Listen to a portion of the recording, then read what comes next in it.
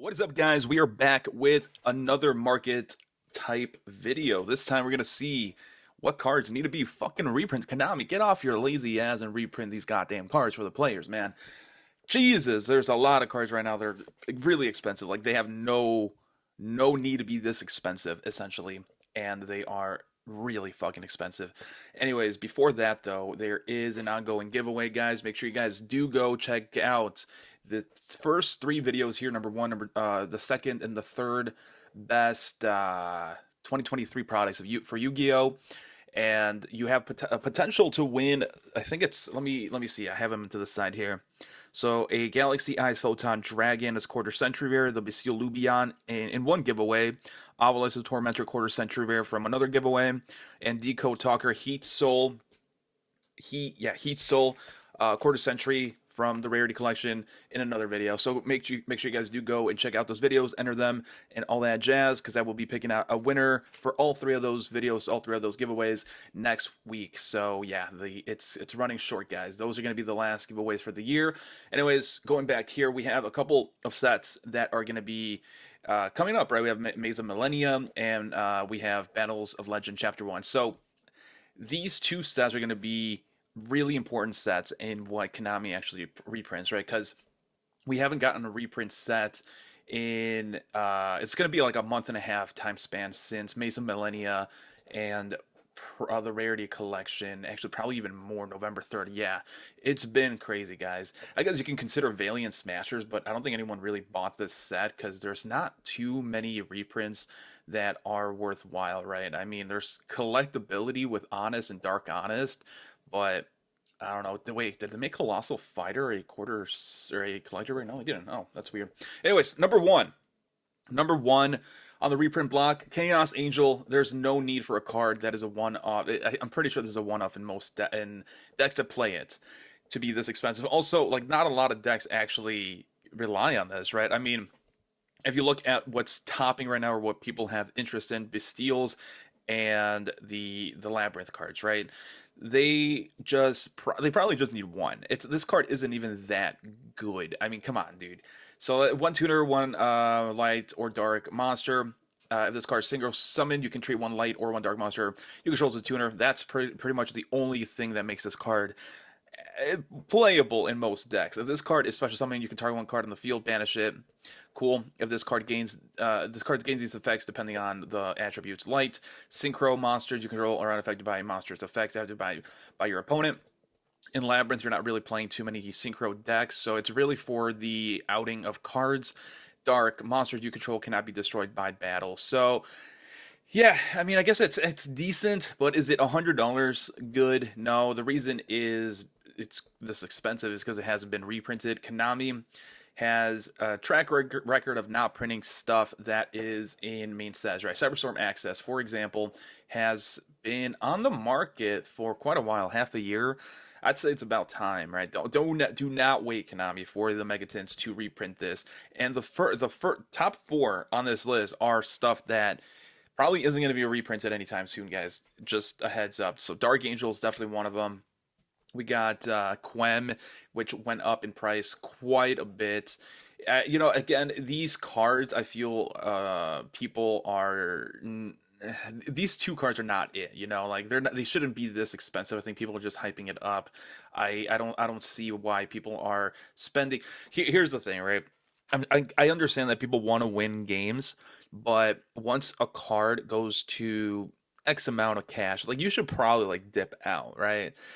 I don't know. People are really crazy in the competitive scene, and the thing is too, most of these people don't even win. Like, they don't even top. So you guys are just using money to have a deck that is considered good, but then suck at operating it. Like, just play something that you're good at, right? Don't waste your money.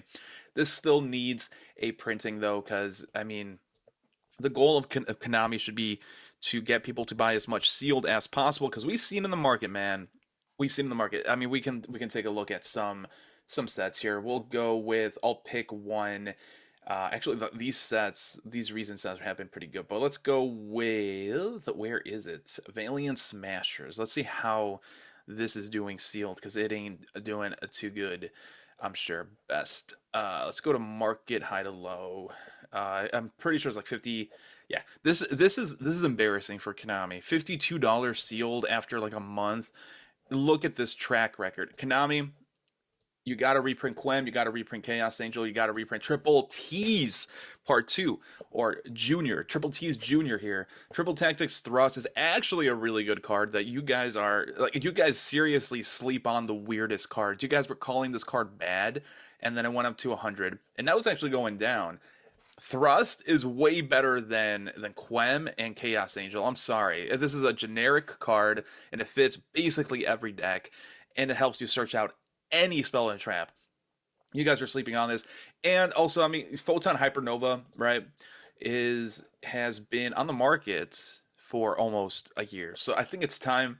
If the Chaos Angel and Quem probably not going to be reprinted. Triple T's though, Triple T's Junior, I should say, probably going to get reprinted. We also need Kashtira 𝗬𝗎𝗓 and Pressured Planet, Right Soth reprinted because holy shit, that's not true though. It's like 35, $40 right now. TCG players like upcharging twice as much. You guys, TCG player, watch out for TCG player guys. They just don't know good customer service. I guess I don't know. Anyway, so we got a new ban list recently, and in the ban list, we know that Kashtira, it's gonna be a little less it's more freed, right? We have Kashtira Unicorn going to 3 from 2. So people are looking at Cash and they're like, all right, we had Pressured Planet Right South, which before the ban list, which like was a $20 card, and they're picking this up, guys. The second pickup is probably going to be Kashtira 𝗬𝗎𝗓 here because it just helps you extend further and stuff. I think these cards should get reprinted because they were not reprinted recently, right? And it's been a year. So Konami does have a track record of not printing stuff from a main set until it's been printed in the tins, right? But they also do throw curveballs, and it's usually sets or for cards that are good but not that good. So I kind of have a feeling that these two cards will be reprinted relatively soon to appease the Kashtira guys, but we'll see, man. We'll see. The other thing here, right? So these are gonna go kind of hand in hand because these link cards are insane right now. Access Code Talker has been going up quite a bit actually. It's had a pretty decent run up the past couple of months here, and it's disappearing, guys. We haven't had an accessible printing of Access Code actually since its release. If you guys don't remember, I mean, in Eternity Code, it was a secret rare, so it was kind of hard to get from a main set. El Dorado reprinted it, really hard to get. It was like 1 per case, if that. So, in other words, you had to spend like $500, and you probably didn't even pull one of this Access Code Talker, right? Also, it was premium gold, and people don't like the premium gold rare. Then we had Crystal's Revenge, which was about 3 or 4 per case. And then the Starlight in that same set, which was also extremely hard to get. So this card has never gotten an accessible printing, and I think it's time, right? If you guys have seen previous track records, the OG Triple T's, Triple T's Senior, let's see how that's doing. It got reprinted so much recently that it's cheap as fuck. We need this for Access Code for the boy. And we also need some more accessibility for Underworld Goddess. I think it's only 2 printings, and also for Apollousa. Apollousa has only 3 printings as well. And the reason I'm putting these 2 together, and I'm kind of stressing these 3 together, I guess, is because we are getting a mini Underworld Goddess coming out soon, and that's going to enable Link decks to abuse Link summoning in a sense, because it'll help you Link summon monsters and steal your opponent's monsters as Link material. Now, I'm out of the top of my head, I'm not exactly sure if there's restrictions on that effect, but nonetheless, these Link monsters just have not gotten that many reprints. They haven't been accessible enough, and they need to be reprinted. I mean, Underworld Goddess right now doesn't seem like it needs a reprint, but there's buyouts happening right now, guys. And with Apollousa too, there's some hype behind it. And once these listings disappear, right? I mean, it's gonna go like $15, $20, and if it doesn't get a reprint within this year, it can probably go way higher than $20, right? So.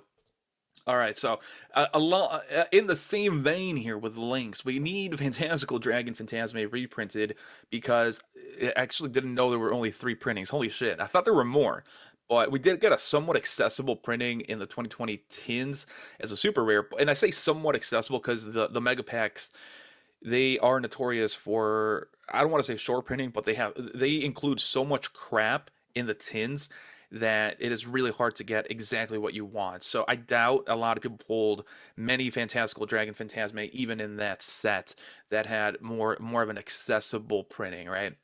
It's also 17 bucks right now, which is fucking insane, man. We also got it from Duel Overlord. You know what? No, there is one missing. There is another printing, but once these disappear, guys, that is crazy. There's another printing though. It is from, is it El Dorado or is it Maximum Gold? I believe it's just Maximum Gold. And I also think that people are not buying this particular one because it is the premium gold version. I mean, I think the artwork is good enough. I don't think this artwork is kind of also maybe some people are just being scared off by the artwork. I think it's okay. I think the ultimate conjecture on this is don't buy it because it's a maximum gold premium rare, not because of the artwork is what I'm trying to get at. But this card also needs printing, and we also need it as a collector rare, baby. This card was actually used in the Link. In the Link meta, in the Link format a couple years ago. We need this as a collector rare. Please. Actually, 𝗦𝗦𝗣𝗣𝗣𝗦 and Underworld Goddess also kind of need a collector rare. A lot of these cards do need collector rares, but I I digress. Magician Souls, guys. Holy shit, this card is really hard to get actually. So it had 3 printings, and I'm trying to think if there's more, but I'm pretty sure there, yeah, 3 seems about right. Brothers of Legend, Legendary Duelist Season 3, and then Magical Hero. In all 3 of these sets, they were really short printed. I mean, Brothers of Legend, I think it was like 3 per case. Legendary Duelist Season 3, I think it was 1 per display. So you had to spend $100, and you weren't even guaranteed 1 Magician Souls, right? So it's no surprise that these cards are at 24 listings, 19 listings, 26 listings because they were so hard to get. Konami, there's nothing else that besides stuff on this list, maybe other stuff that I've missed and I couldn't fit on this list, but there's not a lot of cards that need printing that are actually good, and this is something that needs printing and is actually good. It helps a lot of rogue decks. If you guys don't remember as well, when the Gate Guardian stuff came out, people were using this to draw stuff because it allows you to be more consistent in a deck that's kind of bricky, right? You run a lot of level 7s, a lot of high level monsters. Please, Konami, make it a collector rare or something in the upcoming sets. Although, again, out of all these cards, right, I do feel strongly that we're going to get Phantasme, we're going to get 𝗦𝗦𝗣𝗣𝗣𝗧, maybe an Underworld Goddess relatively soon, Access Code Talker maybe as well. Maybe also, because we are getting the Battle Legend sets reprinted, although not Crystal's Revenge.